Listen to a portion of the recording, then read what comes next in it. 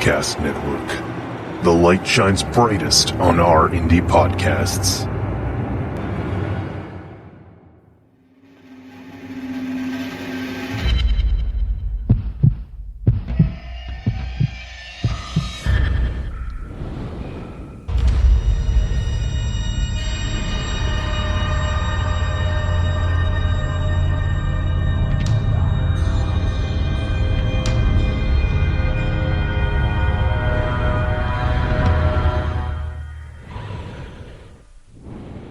Welcome to the first installment of Brew Crime's Powerful Women with Powerful Podcast's January miniseries.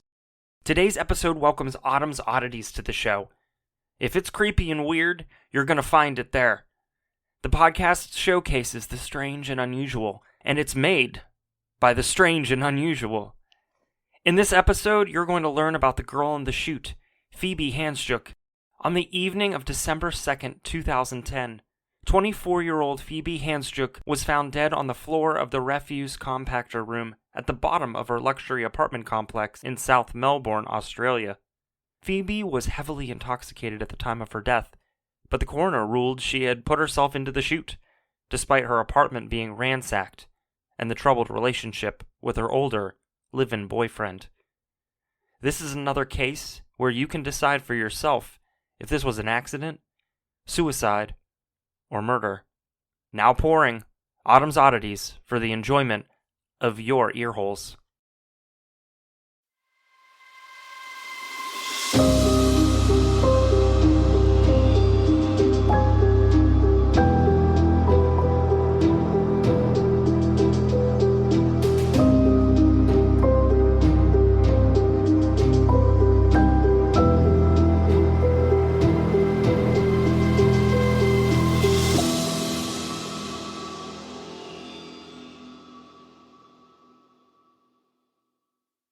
You like spooky things. Of course you do. You're here, aren't you?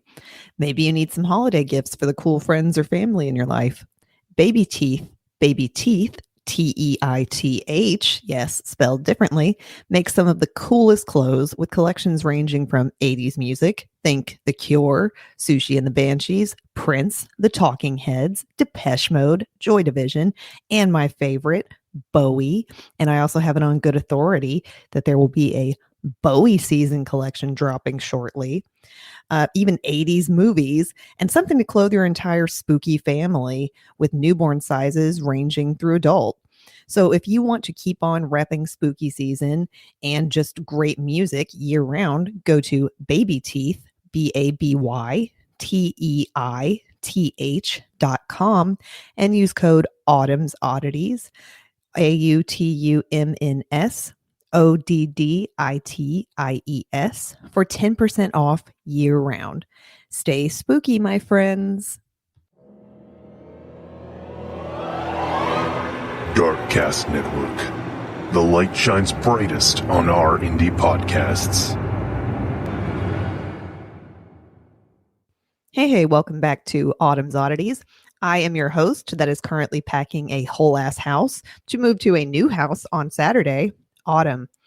Yeah, so I'm recording this episode a little early, and I'm hoping to have Monday's episode ready to go before we move. But if that is not possible, I'll be releasing an episode that was previously a Patreon-only episode. Don't worry, Patreons. I will make it up to you in the form of an intriguing little episode about Elvis Presley and his dead twin that talked to him from beyond the grave. Yes, you heard me right. That is a whole thing that I just found out about on an old episode of Unsolved Mysteries. So today's case is another that I heard and just thought, what the fuck? The death of Phoebe Handsjuk, or as some came to know her in the Australian press, the girl in the chute, is another one of those cases that you see the facts and you just know that the cause of death definitely was not suicide. Let me give you a little bit of background information. You may not have heard of this one since it is Australian. On the evening of December 2nd, 2010, 24-year-old Phoebe Handsjuk was found dead on the floor of the refuse compactor room at the bottom of the luxury apartment complex she lived at called the Valencia in South Melbourne, Australia. And if you've ever lived in a high-rise apartment building, I've lived in like a luxury complex. It wasn't a high-rise. It did have a trash chute, but I think it only went down like 2 floors. One time someone set it on fire. Phoebe had fallen feet first from the 12th floor refuse room, down the waste disposal shaft, to the trash compactor below. The toxicology report later revealed that Phoebe had a blood alcohol reading of 0.16%, as well as prescription drugs in her system at the time of her death. The apartment she shared with her boyfriend had been ransacked, but there was very little investigation done before ruling her death as suicide. To this day, there have been no reported incidents of a cause of death such as this in the history of Australia. So to say that this type of death is rare would be an understatement. Before we get into the details of Phoebe's death, I want to talk a little bit about who she was. And all of this information was provided by Phoebe's family members on the website phoebehandsjuk.com. Phoebe was born by emergency cesarean section early on the morning of May 9th, 1986, which was the year of the Chinese tiger. And her mother actually called her Tiger Cub. Her mother described her as a beautiful, strong, and healthy baby. That's just what you want in a baby. And she was the firstborn child in her family and was described as an old soul. Phoebe was a wild child with a big imagination, and she was very physically active. She loved natural spaces and wild places, specifically the ocean. In school, she was very popular. She loved to socialize. Phoebe was also an athlete. She played basketball and ran track. But she started experimenting with drugs at quite a young age, around the time her parents divorced. She struggled with alcohol and used it to overcome her anxieties. She also suffered from depression and was taking medication and seeking counseling to assist her. I'm sorry if you heard a click. I have a lozenge in my mouth. At 14, Phoebe was quite hormonal, romantic, intuitive, and very sensitive.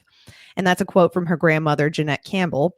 And she gave that quote to the inquest into Phoebe's death. At age 15, she started hanging out with the wrong crowd. So she was experimenting with drugs, including alcohol, speed, ecstasy, and marijuana.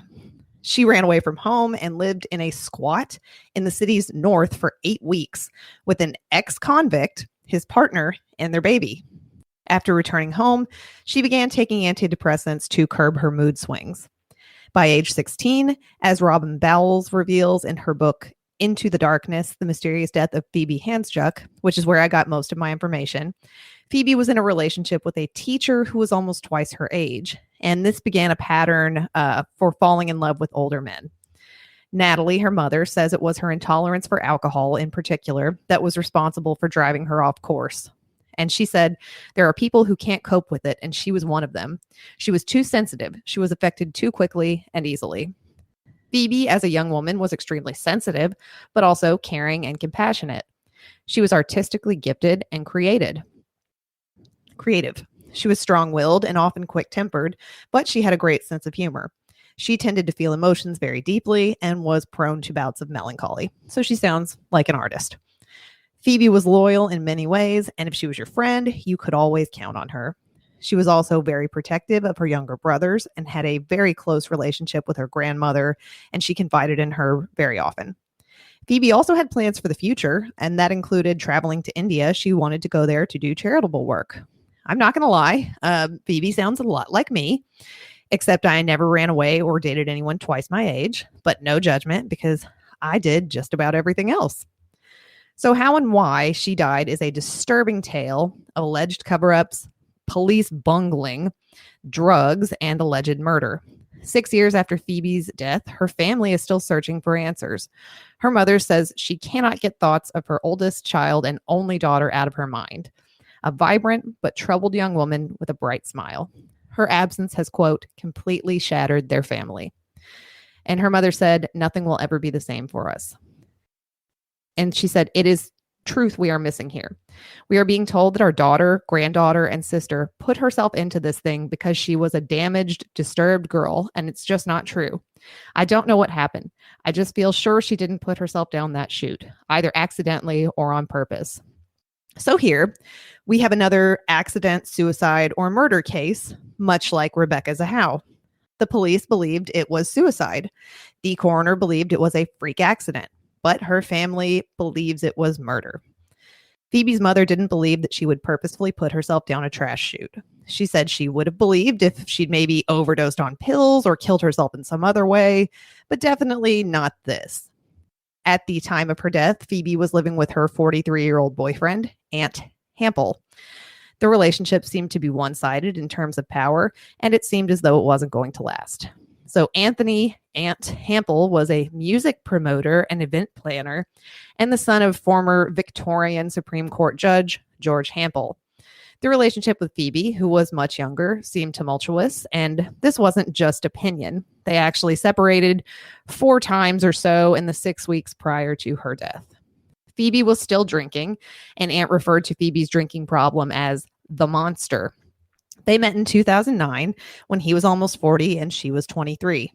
She was working as a receptionist at Lindley Godfrey's hair salon in South Yarra, where Hampel regularly got his hair cut.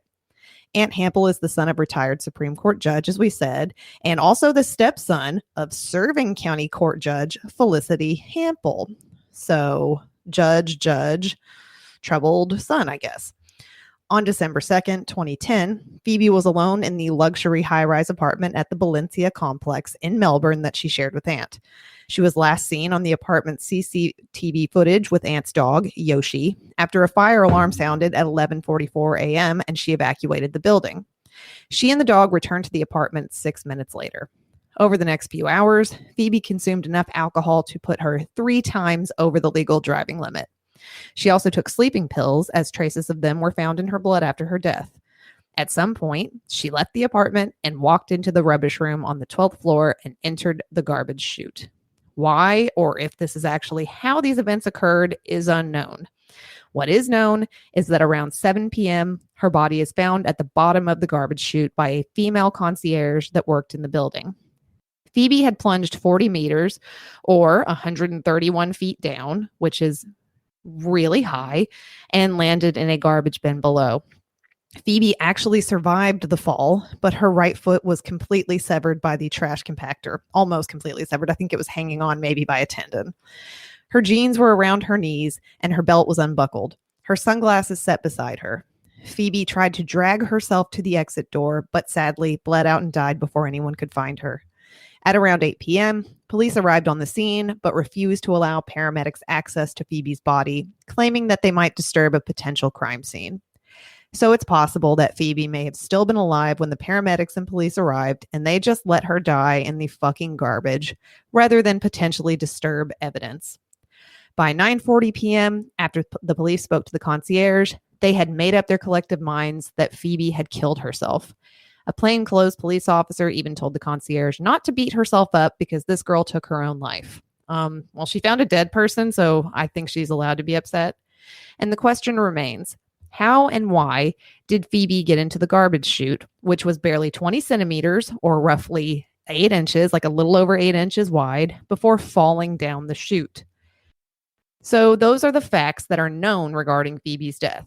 Now let's get into the other events of that day and evening. Aunt Hampel drove his Range Rover into the Valencia building's basement garage at 6:05 p.m. The exact time is known because he used his security fob or swipe card to open the gate. He'd gone to the gym around 8:15 a.m., which I'm assuming was in the building, and then left the complex just after 9 a.m. for a busy day at his events company in Richmond. He had meetings both on and off site throughout the day, which is important. Keep that in mind.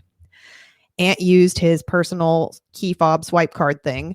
I guess I'll call it a swipe card from here on out, which only gave him access to the 12th floor that he lived on, and he took the elevator up to his apartment. He says he couldn't remember if his front door was locked when he arrived, when asked later by investigators, but his American Staffordshire Bull Terrier, Yoshi, greeted him upon arrival. I have a Staffy too. Yoshi had made quite a mess, it seemed, pulling off couch cushions and using the bathroom in the apartment. Even though Aunt was a neat freak, he didn't mind that his dog had made the mess. He claims that he looked around, but there was no sign of his live-in girlfriend, Phoebe Handsjuk. Their relationship hadn't been the most stable, and Phoebe had moved out and back in several times over the previous weeks. Phoebe was drinking excessively and would disappear for days at a time to hang out with people that Aunt considered lowlifes. He claimed that Phoebe was hanging around with drug dealers and abusers. She would eventually return to Aunt tearfully and have to sedate herself with prescription medication and alcohol just to tolerate their relationship. So this sounds like a very good and healthy relationship. When Aunt looked on the kitchen counter, he noticed Phoebe's keys and handbag. This was concerning to him. You could leave the Valencia without keys, but you couldn't get back in. So he thought that she must still be in the building. Also, strange because most women don't leave home without their handbag. Aunt also found several post-it notes containing strange scribbles stuck to the kitchen counter. They had a house cleaner who had come by the previous day to wipe down the surfaces, so these notes had to have been new. He then went into the bedroom and found what he called a shrine on their bed. This shrine consisted of photos of Aunt and Phoebe, a photo of her cat, and a lot of, quote, rambled notes. The notes she writes when she's smashed, and they don't make a lot of sense, and that is how he described them. There were also candles burning, along with Phoebe's hair straightening iron lying on the bathroom floor, still plugged in. Okay, this is a weird scene to come upon if that's actually how he found it. Some things like the plugged-in hair straightener and the keys and purse being left behind would indicate that she was planning on returning shortly and not planning on leaving the building. But I will agree that the shrine thing is pretty strange, again, if that's how he actually found it.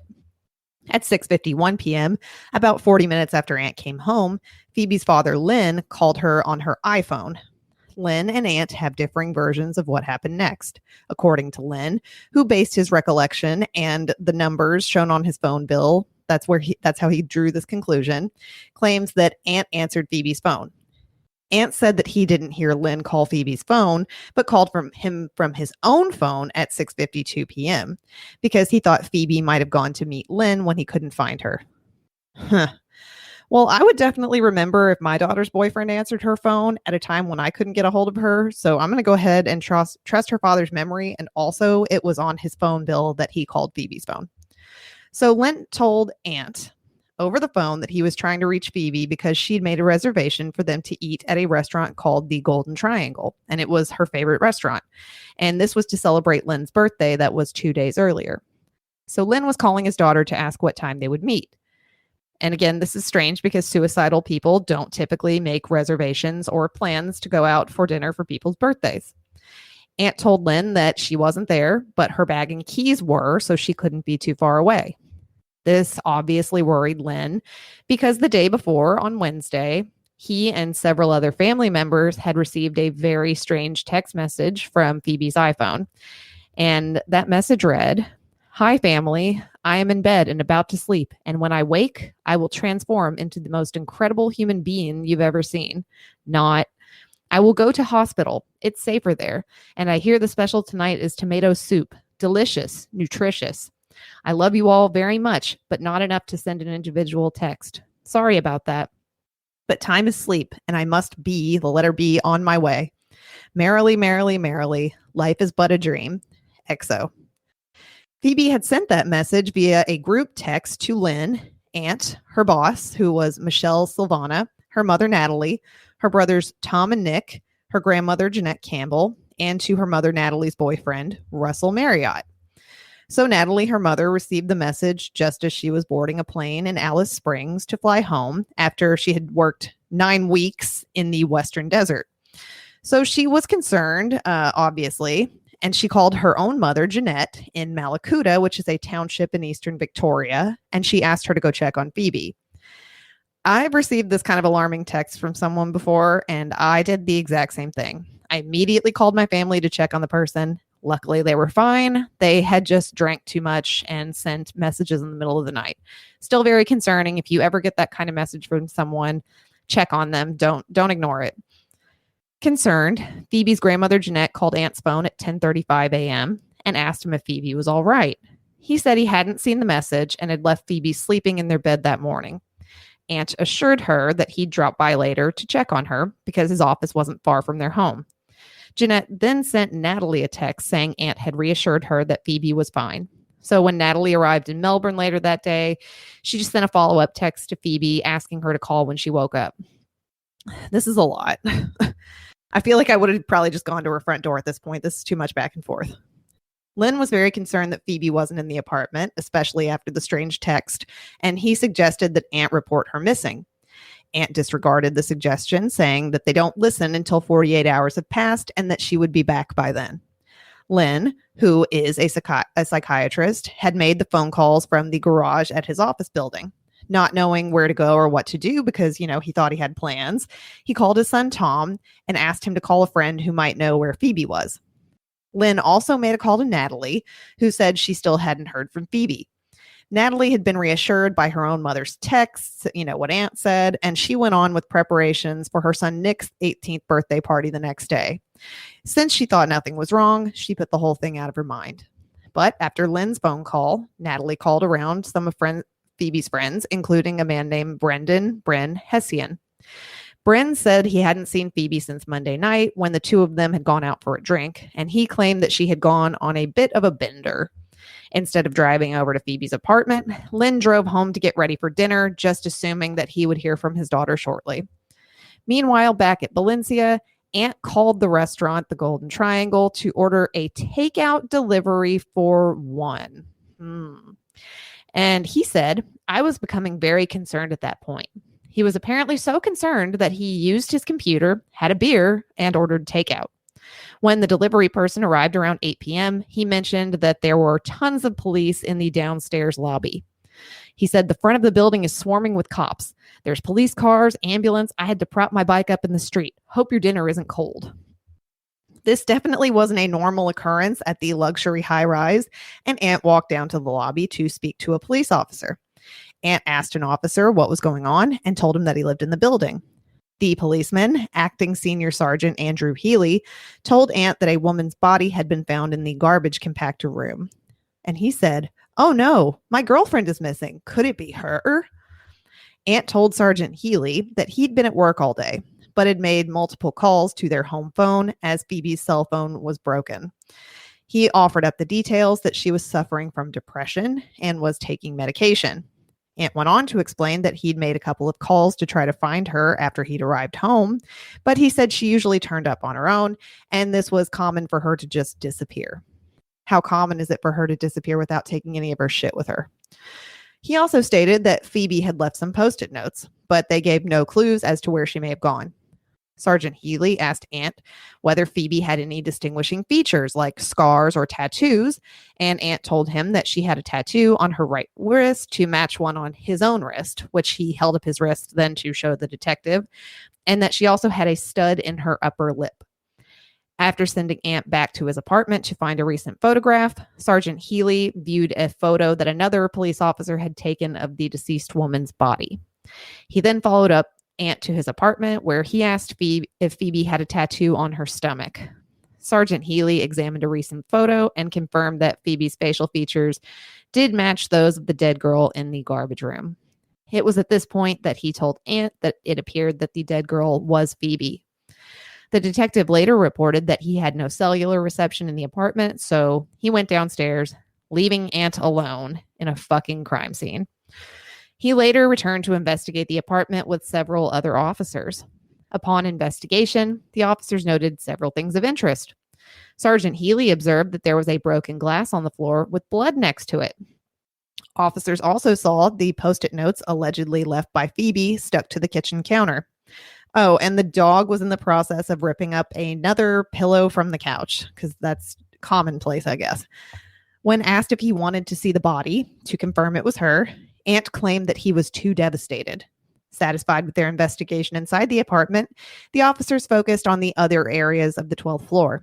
They found blood on the floor of the 12th level refuse room where the garbage chute was located, and a spot of blood on the door handle of the room itself, but not actually on the chute door. At this point, Aunt is left alone again, and he called his mother, Suzanne Owen, and stepfather, Robert.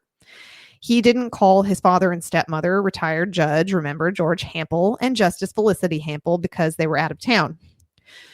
Okay, so to recap, Phoebe leaves the apartment at some point in the afternoon with candles lit and her hair straightening iron plugged in, doesn't take her purse or keys. There's a broken glass and blood on the floor of the apartment. Her phone is supposedly broken, but she was able to send the strange text the day before, and she had made plans to take her father to dinner, and it seems kind of like she was ready, like getting ready to go out. She had the hair straightening iron on. Seems like she was probably getting ready.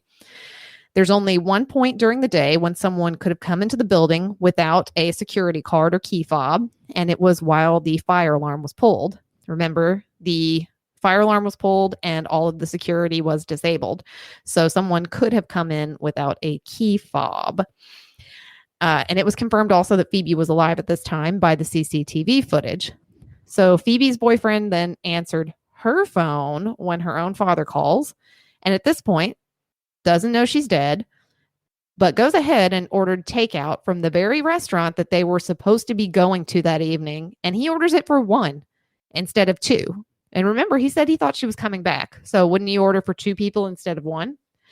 When he talks to the police, Ant immediately puts it in their minds that Phoebe is a suicidal alcoholic on medication. They had also been fighting for weeks prior to her death, and she had tried to leave him. So Ant is left alone in the apartment before it can be inspected by police, and is left alone again right after they give it a brief once-over. Ant refused to look at her body and calls his parents first instead of calling Phoebe's parents. Okay, none of this looks suspicious or weird at all. This is totally how I would have done things. Not even in the slightest, though. Ant finally calls Lynn and tells him that his daughter is dead and that he and her brothers should come to the Valencia. Lynn said later, "I was in shock at this and just sat there on the floor." He called his son Tom in tears, but couldn't bring himself to tell him. "I didn't want to tell him on the phone. There's nothing that can be done," he said to Tom. "Just come home." Not knowing what had happened, Tom left his girlfriend's house and headed for the city. Lynn also tried calling Natalie again, but she didn't answer. Later, while Natalie was unloading her car, she saw that she had 2 voicemails from Lynn. When she called him back, she asked, "What happened? Have you found Phoebe?" Lynn could barely speak, but he managed to tell her, "I hope you're sitting down. She's dead. They found her near the rubbish bins at the apartment." Natalie fell on her knees in the street next to her car and screamed. And when her partner, Russell Marriott, came outside after hearing her scream, he picked her up and carried her into the house. Russell then called Jeanette, Natalie's mother, who had come to Melbourne from Malakuta that day for Nick's birthday party. Russell asked her to come to their house immediately, and Jeanette knew right away it was about Phoebe, and she asked if everything was okay. But Russell just told her to come as soon as possible. When Jeanette got to Natalie's home, they told her that Phoebe was dead, but no one could understand it. Jeanette showed Natalie 2 texts from that morning and that she'd sent them to Ant asking how they both were, and that he had replied at 8:32 a.m. saying, quote, "Thanks, Marm. She is sleeping beauty right now and not the beast she was, resting well, and I've explained how it's time to heal. Then when she feels okay, we'll work out a plan." And I would have told that dude to wake her up and put her on the phone because I don't need him calling my daughter a monster. Okay, thanks. The concierge who found Phoebe was a woman named Beth Ozelup, and she made a 000 call, which is the Australian equivalent to 911. Intergraph, which was the emergency dispatch service, had allocated the job to South Melbourne Police Unit 303, the afternoon shift van at 7:14 p.m., and it was the shift supervisor's car, Unit 251, that also attended. South Melbourne is very close to St. Kilda Road, where the apartment complex was located, so the police arrived very quickly. First on the scene were Acting Senior Sergeant Healy, Detective Senior Constable Paul Thomas, Senior Constable Justin O'Brien, Constable Claire Hawking, and Sergeant Graham Forster, the shift supervisor. Beth met them at the building's door and gave them the keys to the rubbish room. She called her sister, who came to comfort her. Sometime later, after her sister came to take Beth home, a police officer told them not to worry too much. He said, quote, "The girl had committed suicide and put herself down the rubbish chute."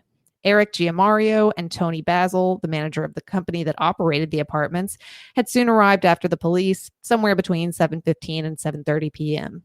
Eric went straight to the office and saw how upset Beth was, so he decided it was best not to go into the compactor room. He wouldn't have been allowed to anyway because they weren't letting anyone inside.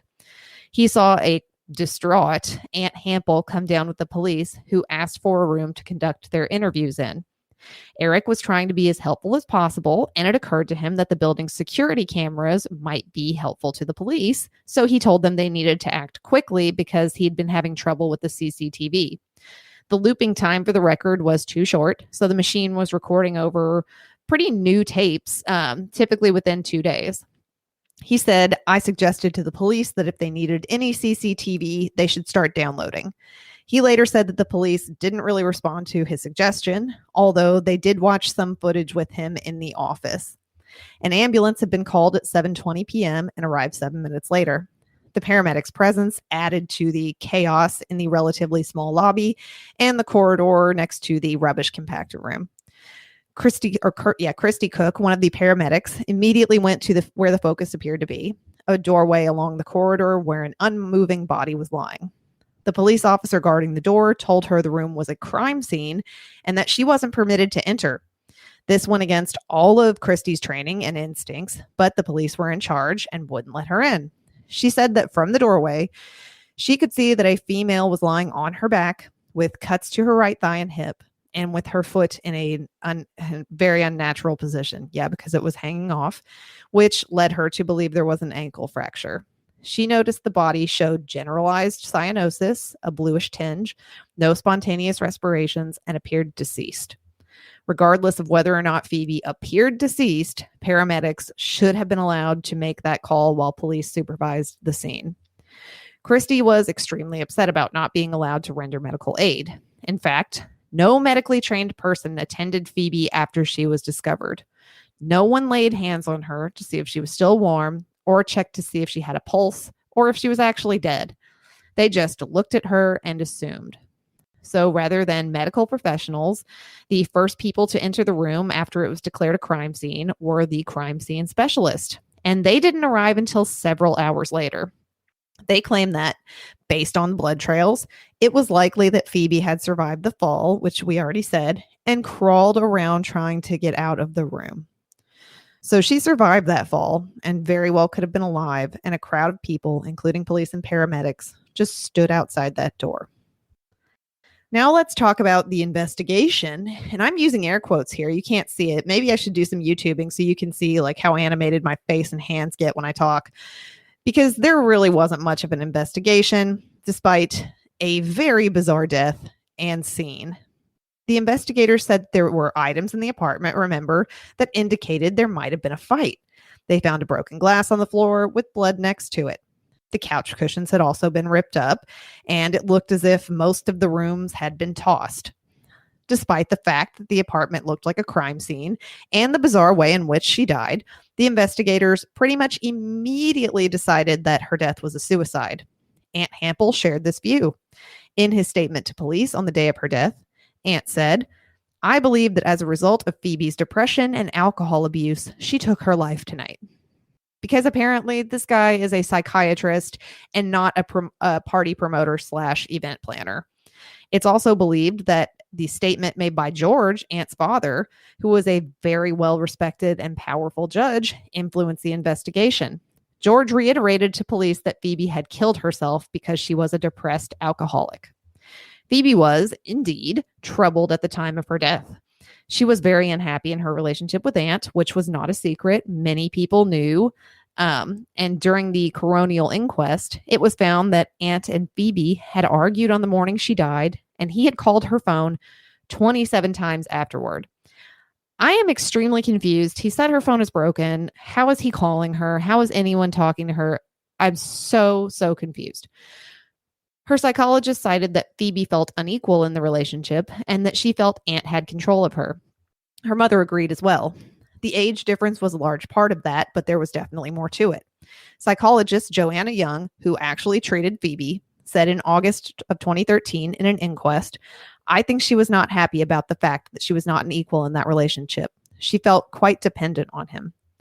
Lindley Godfrey, who had known Phoebe and owned the salon that she worked at, and she also knew Ant Hampel before they started dating, didn't expect the relationship to last. And she said, "I thought Phoebe was just going to shag him and flick him." So I guess that means like fuck him and dump him. The Australian version. Sounds nicer, right? They went out for 5 months before Phoebe moved into his St. Kilda Road apartment at the Valencia in October of 2009.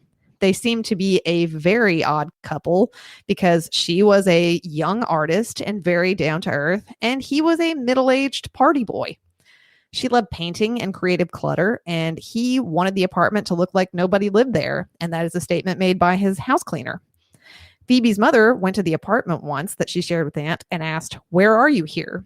Meaning that there was no trace of Phoebe or her personality anywhere in the very sterile apartment. Aunt apparently didn't want her things there, even though she did live there and pay rent, because he didn't like a mess.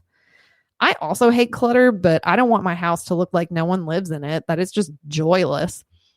Aunt was so controlling about the appearance of the apartment that Phoebe left the salon early one day, stressed out about cleaning an ink stain from the apartment's carpet before Aunt came home. She told psychologist Joanna Young, who was concerned Phoebe was potentially suicidal, that Aunt constantly put her down and made her feel stupid. Aunt told the inquest Phoebe was self-destructive and struggled every day to do the simplest things. So fucking break up with her, dude, if she's that terrible. That sounds like an emotionally abusive statement to me. If you constantly tell someone that they can't do anything right, then yeah, it would make it seem as though they struggled when really you just have standards that no one can live up to and that you probably don't want them to. You would rather just put them down because you enjoy it. Natalie says her daughter drank to overcome her insecurities around Aunt and his friends who were older, attractive, and wealthy. She once called her mom upset and said, "Mom, I just don't know what to do. I love Aunt, but it's not working." So she drank to cope with a terrible relationship. Been there. Phoebe's grandfather, retired police sergeant Lorne Campbell, said that she felt like nothing she did was right and that she just couldn't please him. In the weeks prior to her death, Phoebe tried to leave 4 times. We already talked about that. But on each occasion, after she spoke to Aunt, he somehow convinced her to come back. Abusive. It's just a cycle, constant cycle. Her mother said in the days prior to her death, she noticed that Phoebe wasn't doing well. They had a conversation in Phoebe's room at the apartment, and when her mother asked if she'd patched things up with Aunt, Phoebe raised her finger to her mother's mouth to silence her. So clearly, things aren't going well if the woman can't even speak freely in her own home. Although she was struggling in her relationship, Phoebe was excited about the future and was making plans for her brother's 18th birthday, yet another reason that her family does not believe she was suicidal. So let's get into that suicide theory. Her grandfather and many people had the same question. Is it even possible for someone to put themselves into a garbage chute unassisted? Putting yourself down a garbage chute doesn't seem like a very common method of suicide. In fact, I have never heard of it outside of this case, and neither had Phoebe's grandfather, who was a retired police sergeant. I actually looked into it, and I could suicide by garbage chute. 3 deaths by garbage chute, accidental or suspected. So the police suicide theory assumed not only that she was able to get into the chute unassisted, but that she was able to do so while heavily intoxicated. Remember, the toxicology blood alcohol content of 0.16%, 3 times the legal limit, and sleeping pills, their brand name Stilnox, which is another version of Ambien. While the amount of the drug in her system was within the normal range for a therapeutic dose, the combination of the alcohol and Stilnox would have put her in a state of heavy drowsiness. So how does a woman who is drowsy and intoxicated manage to open a heavy garbage chute door and put herself into it? This act would seem to require a great deal of coordination, which her grandfather claimed she did not have while intoxicated. It seemed like everybody said that, like she just could not handle alcohol. He said that Phoebe did not tolerate alcohol well, but that she was quite fond of it. He said she would lose her balance very quickly when she drank, and that coupled with Stilnox, that would have made the police version of events all but impossible. The police suicide theory was reached even before they tested it out, not taking into account the part where she was heavily under the influence. So get this, police did not, at any point, attempt to recreate Phoebe's death to see if it was even possible. While the police didn't recreate her death to see if it were possible, her grandfather did. Phoebe loved life, said her grandfather, Lorne Campbell. Not a day goes by when I don't think of her and the horror of it. He was planning to see her on his 70th birthday in December of 2010. Instead, he went to see the garbage chute at her apartment. He was floored by how small the hatch was. There's no way Phoebe could have climbed inside in her condition, is what he said.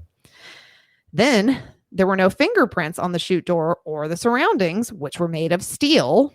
And You know how that is. You touch something made of stainless steel or steel, they smudge, prints get on it. Furthermore, they appeared to have been wiped clean. Right from the start, I believed she had been murdered, said her grandfather.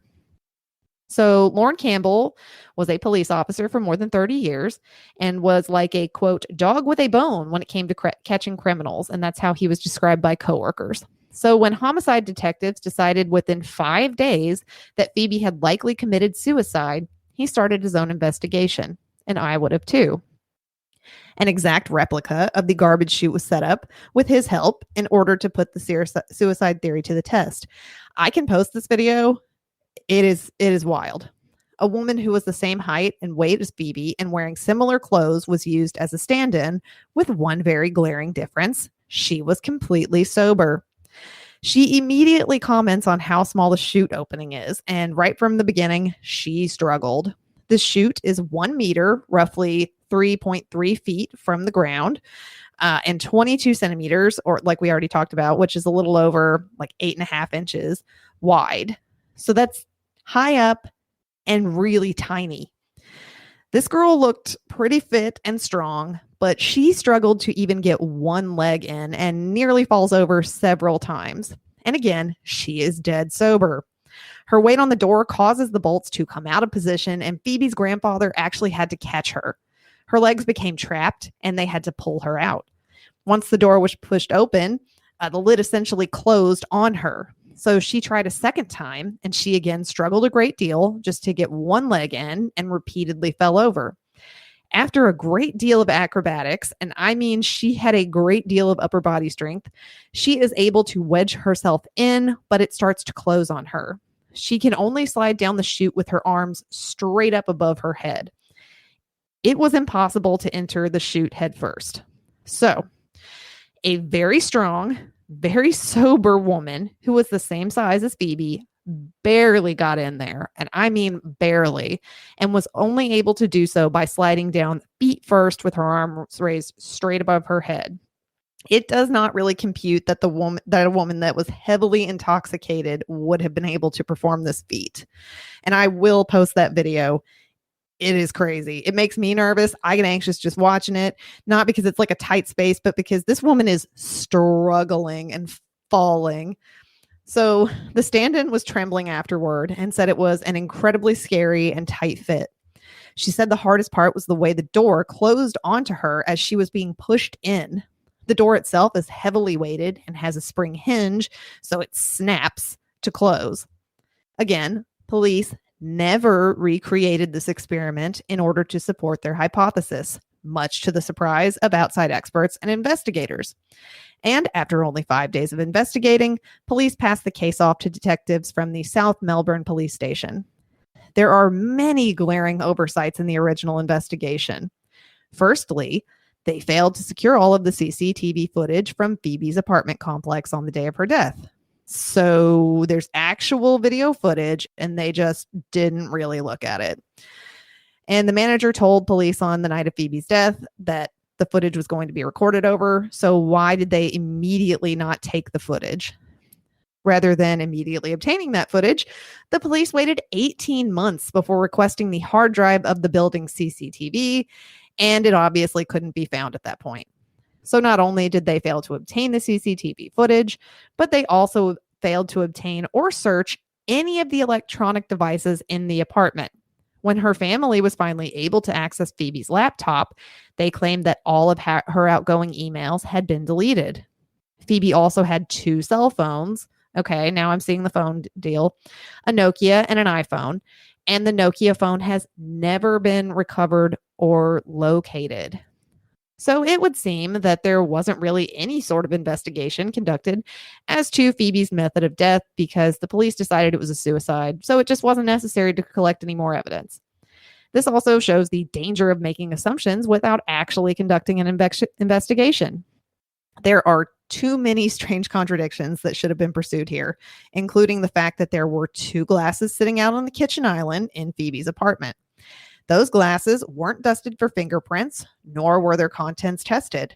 The coroner surmised that it was actually the broken glass on the floor that led Phoebe to take the garbage to the disposal room. However, there were no glass shards that matched the one in her apartment actually found in the garbage. The coroner also believed that Phoebe had cut herself while cleaning up the broken glass in the apartment, but there was no blood or fingerprints found on the entry hatch to the garbage chute. So holes everywhere, holes everywhere. Former Supreme Court Judge Wheely was brought in as an outside investigator, and he cited several more failures made in the police investigation. He claims that the police did not photograph or test the blood found on the 12th floor refuse room door. They also did not check all of the garbage bins in the apartment, nor did they photograph or try to identify footprints found outside the apartment. Judge Wheely said that there was material evidence that pointed to the fact that someone else was involved in her death. Yeah, duh. There was bruising on her body that did not comport with falling down a trash chute. Rather, they were consistent with someone else inflicting them upon her. Phoebe had bruises on her arms and wrist consistent with someone gripping them. Other pieces of evidence that don't support the suicide theory are some of the items Phoebe had with her. She had her sunglasses with her, and also her jeans were down around her ankles. Who pulled her jeans down? If she were sliding down, like down a chute, physics would dictate that her pants would be pushed up, not pulled down, right? So I feel like that's just common sense. And that leads me to believe that maybe someone else was in the refuse room with her.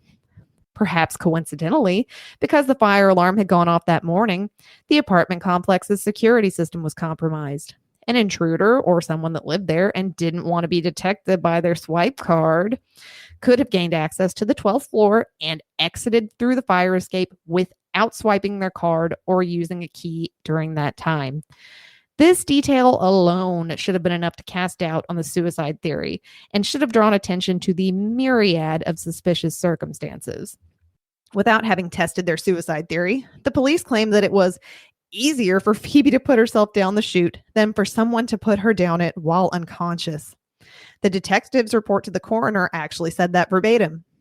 So I'm going to go ahead and disagree with them on that one. Again, I watched the video of that woman attempting to do this dead ass sober, and it was not easy. So Phoebe's grandfather decided to test that theory as well with the same female stand-in and a tall male. This guy legit slid her into the chute like a slice of bread into a toaster. Absolutely no problem. It took one attempt and about 15 seconds. Yikes. So much debunking, so much doubt. So let's get into the inquest. I've mentioned it a couple of times. Let's get into the details of that. In March of 2013, 3 years after Phoebe's death, her family was told that there would be a Coronal Inquest. And I had to look this one up because I know nothing about Australian law.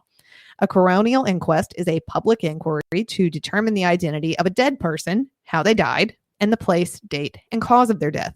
In Western Australia, inquests are conducted by a coroner under the Coroner's Act of 1996. So it kind of sounds like exactly what it is. I just wanted to make sure. Natalie raised about $50,000, including money from donations and her own savings to cover her family's legal costs for the inquest. They were thrilled because they believed that this was an opportunity for any evidence that was previously missed to be examined. Aunt Hampel, however, opposed the inquest. He argued that the evidence alone was not enough to suggest that her death was caused by homicide. Personally, I don't think there's enough evidence to prove that her death was not a homicide. Hampel told the inquest that the night before her death, Phoebe was in recovery mode from a heavy drinking session. Okay, so she was hungover. God. She was still in bed when he left for work the next morning, he says. The last time Phoebe was seen alive was the lobby CCTV cameras during the fire evacuation. And on that tape, she was apparently stumbling slightly as she held the dog's leash.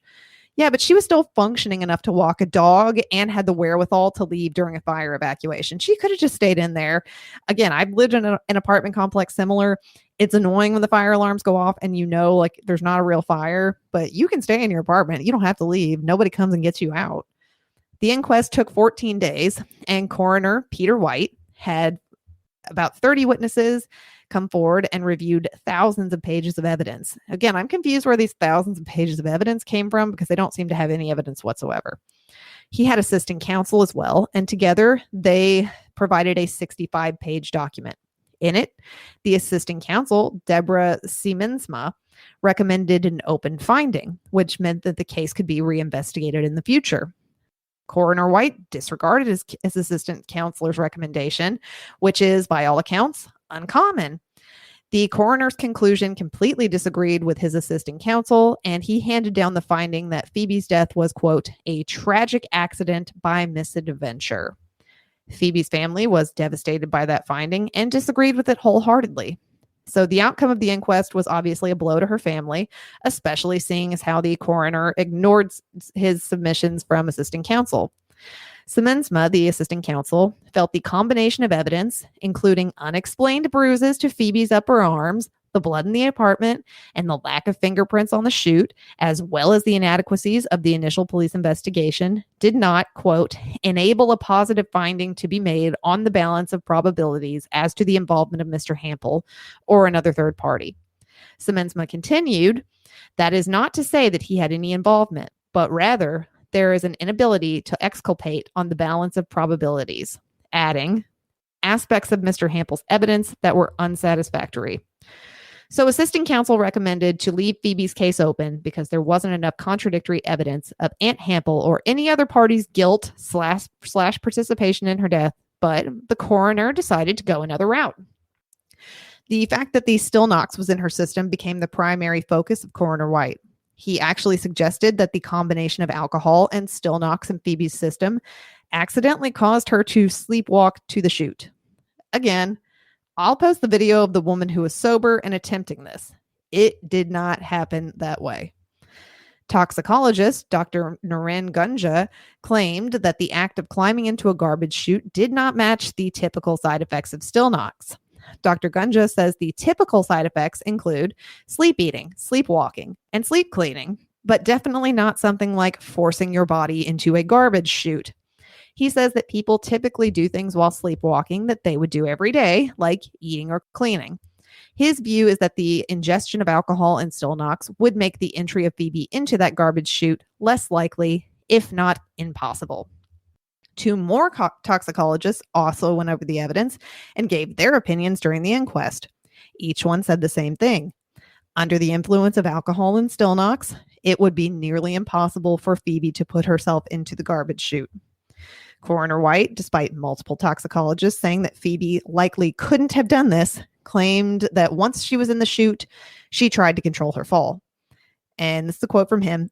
She commenced to move down the chute by pressing her extremities and her bottom against the opposite walls of the chute, thereby controlling herself in descent. But if you remember in the recreation, the woman could only go down the chute with her arms above her head, so it would have been impossible for her to slow herself down by pressing her extremities against the chute walls, as Coroner White had claimed. 4 expert witnesses also stated that there was no evidence that Phoebe had attempted to control her fall or slow herself down. There was no evidence found on her hands, arms, or clothing to suggest this.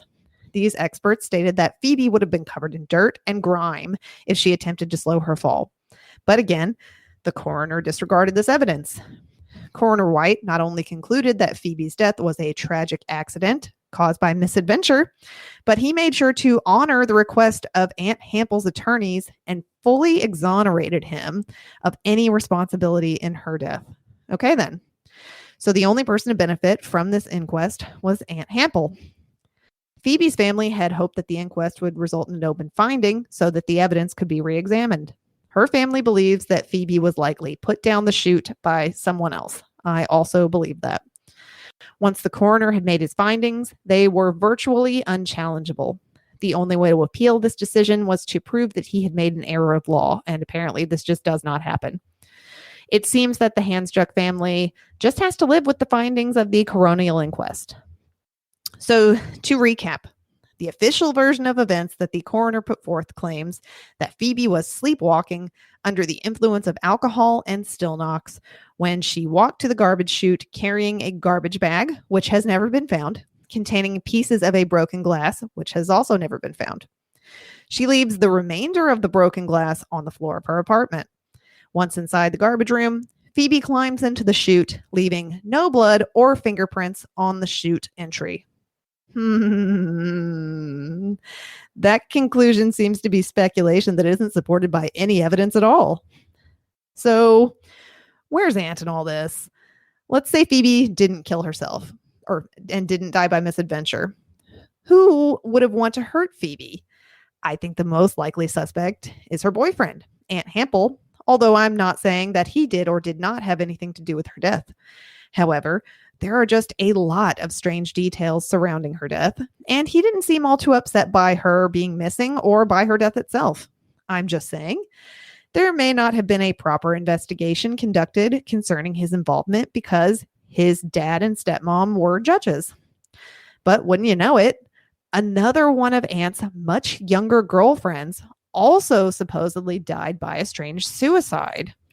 Bailey Schneider, 25, was found unconscious by her parents slumped against the kitchen cupboards with a gold cord around her neck at their home in Melbourne on June 24th, 2018. In the hours leading up to her death, she had been in close communication with her ex, 51-year-old Aunt Hampel. Bailey was a model and a dental assistant. She had anxiety and depression and was prescribed medication to manage both. So it sounds like Aunt might target women with depression and maybe some chemical dependencies. She told her mother that morning that she had broken up with her older socialite boyfriend and that they had fought afterward. On June 22nd, 2018, Bailey told her parents that she was going to a barbecue at Anthony's home and would be spending the night. Instead, she went to a nightclub where she worked as a dancer from 6:45 p.m. to 1 a.m. At 1:08, Bailey took a taxi to the elite suburb that Aunt lived in for a party where she spent the majority of the night arguing via text. Her friends claimed that she seemed very depressed, and at 8 a.m., Bailey took a taxi back home. At 10 a.m., Bailey's mother found her sobbing in her bedroom and having a panic attack. Bailey told her mom that she and Aunt had broken up because their worlds were just too different. After consoling Bailey for a while, her parents left to get groceries. When they left, Bailey was on the couch watching a movie, and her older brother Ryan was in his room that was in the back of the house. When they returned a short time later, they found her lying on the kitchen floor. Her head was leaning against a lower kitchen cabinet, and blood was dripping from her nose. A curtain tie from her bedroom was tightly knotted around her neck. Bailey's dad cut the curtain tie off with a knife and attempted to administer CPR, but it was too late. Bailey was dead. The toxicology report showed that Bailey had traces of cocaine, Zoloft, and Xanax in her system, and her blood alcohol content was 0.17%, 3 times the legal driving limit. There was also a half-empty bottle of wine found in the kitchen. Her death was initially ruled a suicide, but referred to a homicide squad for further review in December of 2019. Deputy Coroner Caitlin English said that the review established her cause of death in her family home as self-inflicted asphyxiation. However, Bailey was 172 centimeters tall, or 5'6", which is actually my height, and there was nowhere for her to suspend herself in the kitchen. So yeah, how do you hang yourself when you're 5'6" and there's nowhere to hang yourself? Okay. When Bailey's parents brought up their suspicions that someone else was involved, the coroner concluded that Bailey must have hung herself from the pantry door because it was the only viable solution. The case was ruled not suspicious and ultimately closed in 2020. Bailey's older brother Ryan last saw his sister in the garden talking on the phone. He said that she appeared to be distressed, but that she made a hand gesture that signaled that she was okay. Aunt Hampel is the last person to have spoken with Bailey, just like in the case of Phoebe Handsjuk. So how do we feel? Well, I'm not saying Aunt Hampel has a habit of targeting much younger depressed women with chemical and alcohol dependencies, but yeah, I'm actually saying that.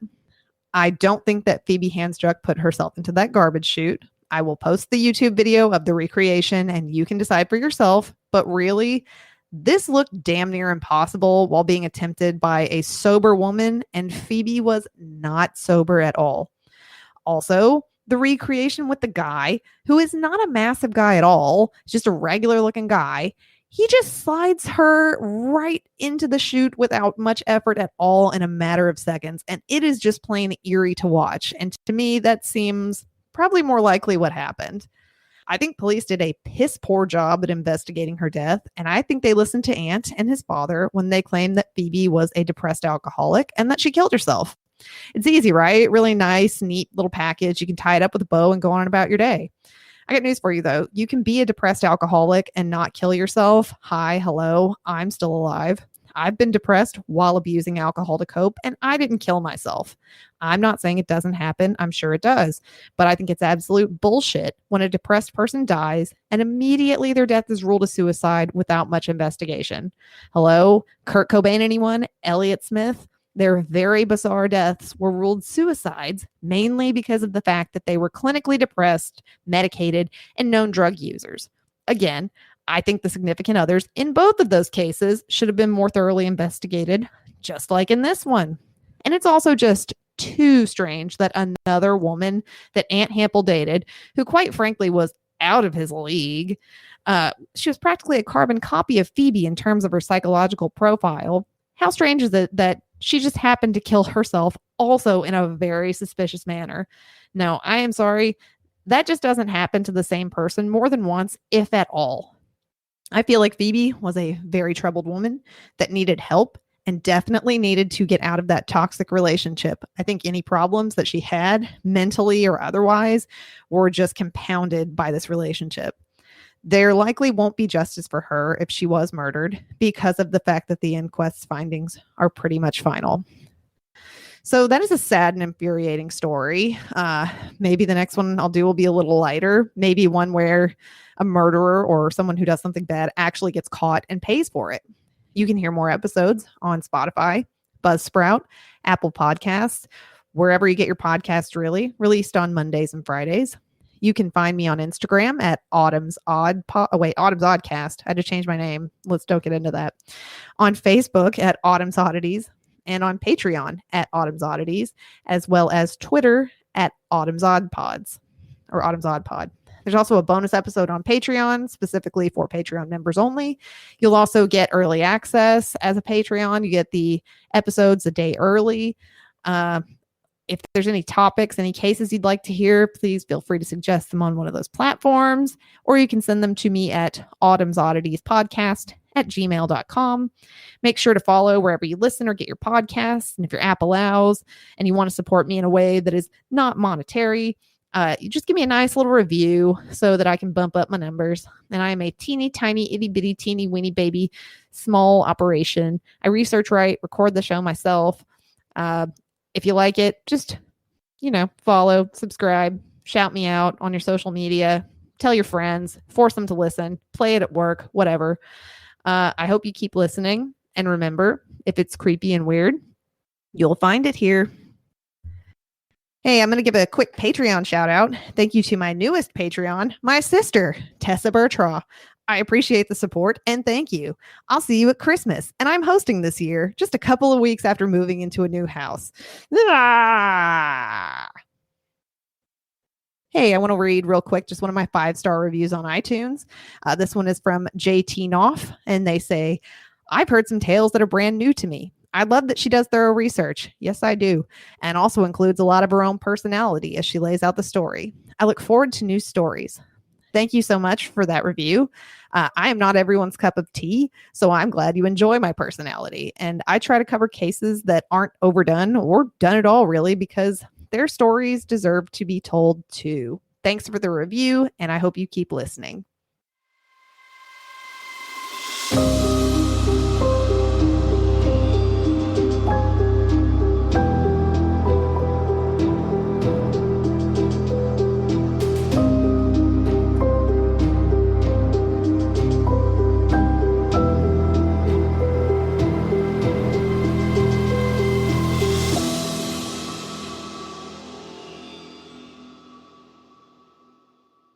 Mike and I hope that you enjoyed that episode of Autumn's Oddities. If you liked her show, head over to whichever podcast service you use and hit subscribe. Rate and review the show, and let her know Brew Crime sent you. Remember, you can always find us on all of the social media, for better or worse, at Brew Crime. Leave a rating or a review wherever you listen, and come say hi to us. You can also find us at www.brewcrime.com and on Patreon by searching Brew Crime. Hey, don't say we didn't make it easy for you. Any money goes directly back to the show in the form of software and equipment to make our show even better. Thanks to everyone, and we will see you next week for a featured episode from Cause of Death. The Oracle Network.